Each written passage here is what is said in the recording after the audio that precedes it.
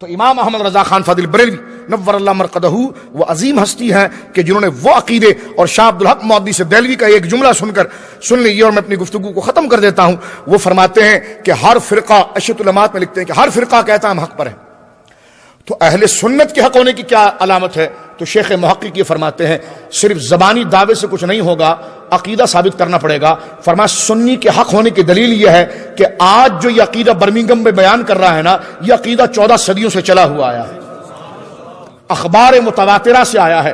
فرمایا یہ اہل سنت کی علامت ہے. اور امام احمد رضا واقعی میں حقیقی طور پر اہل سنت کے امام ہیں، اس لیے کہ آپ کی کتابوں میں وہی عقیدے بیان ہوئے ہیں جو 14 صدیوں سے چلے ہوئے آئے ہیں. اور آخری ایک بات یہاں پر سنیے، اگر آپ کو بر صغیر میں یہ پہچاننا ہو کہ سنیوں کے امام کون ہیں تو پھر ان میں چند شخصیات کا نام آتا ہے. امام حریت شاہ فضل حق خیرآبادی رحمہ اللہ کہیے، شیخ محقق الاطلاق شاہ عبدالحق مودودی سے دہلوی رحمۃ اللہ، سرکار مجدد الفسانی علیہ رحمہ، حضرت شاہ عبدالعزیز محدث سے دہلوی رحمۃ اللہ علیہ، یہ 4 شخصیات ہیں جس پر کوئی اختلاف نہیں کرتا، کوئی اختلاف نہیں کر سکتا. ہر شخص یہ کہتا ہے کہ جناب یہ بر صغیر کے اندر اہل سنت کے ائمہ میں ہیں. میں کہتا ہوں جس مسئلے میں تم نے پھڈا ڈالا ہوا، میلاد، حاضر ناظر، علم غیب، فاتحہ، یہ ساری چیزیں، میں کہتا ہوں لسٹ بنا کر لاؤ، ان 4 بزرگوں کی کتاب اٹھا کر پڑھو، انہوں نے اس مسئلے کے بارے میں کیا لکھا ہے، اس کے بعد امام احمد رضا کو پڑھو. اگر وہ 4 کی باتیں بیک وقت اکیلے امام احمد رضا کی کتاب میں نہ ہو تو جو چور کی سزا وہ ہماری سزا.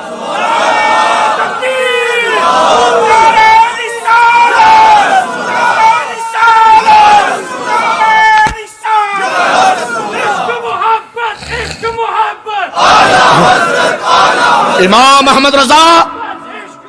احمد رضا جس دور میں آپ نے اپنا دور گزارا ہے، 50 سال کے لگ بھگ آپ نے فتاوے دیے ہیں، اور آپ کا شہرہ اور آپ کا مسلم ہونا اتنا تھا کہ اس وقت نہ پاکستان بنا تھا نہ ہندوستان تقسیم ہوا تھا، لیکن بر صغیر کے جتنے جید علماء تھے اپنی اپنی جگہ پر جو ستون تھے جن کو اہل سنت کا امام کہا جاتا تھا، بر وقت اگر وہ کسی ایک شخص پر جمع ہوتے تو دنیا اس کو امام احمد رضا کہتی ہے.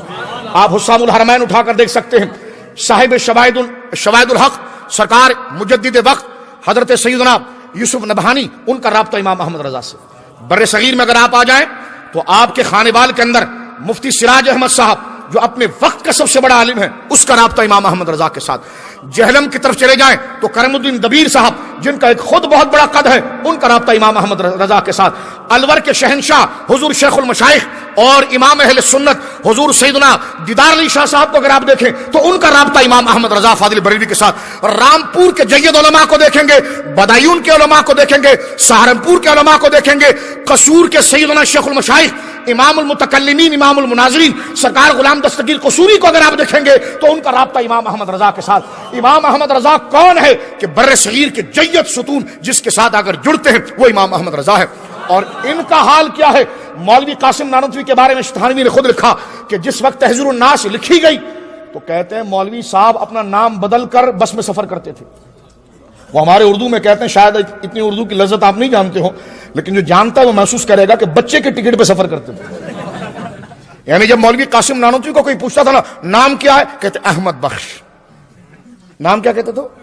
احمد بخش. کہا جی نام تو آپ کا قاسم. میں دیوبندیوں سے کہتا ہوں کہ اگر امام احمد رضا کے دور میں اکثریت تمہاری تھی تو تمہارے علماء نام کیوں بدلتے تھے؟ امام احمد رضا نے تو اس وقت بھی اپنے آپ کو سنی حنفی محمدی کہا اور آج بھی یہی کہا. تو مجھے کہنے دیجئے، میں اس گفتگو پر، اس شعر پر اپنی گفتگو ختم کرتا ہوں کہ کہنے والے نے امام احمد رضا کی سیرت کا احاطہ کرنے کی کوشش کی، لیکن بہت خوبصورت اس کا ایک نقشہ کھینچ دیا کہ وادی رضا کی کوہ ہمالا رضا کا. وادی رضا کی یعنی وادیاں اگر علم کی ہے تو وہ بھی امام محمد رضا کے ساتھ ہے. اور ہمالیہ جیسے قداور لوگ جو ہیں، یعنی وادی سے مراد افراد اور کوہ ہمالا سے مراد وہ مضبوط ائمہ، اس کو اس تعبیر سے لے لیے. تو فرمایا کہ وادی رضا کی کوہ ہمالا رضا کا ہے، اور جس سمت دیکھیے وہ علاقہ رضا کا ہے. اللہ رب العالمین ہمیں ان صالحین کے ساتھ، اسلاف کے ساتھ جوڑے رکھے. اللہ میرا اور آپ کا حامی و ناصر ہو. وآخر دعوانا ان الحمدللہ رب العالمین.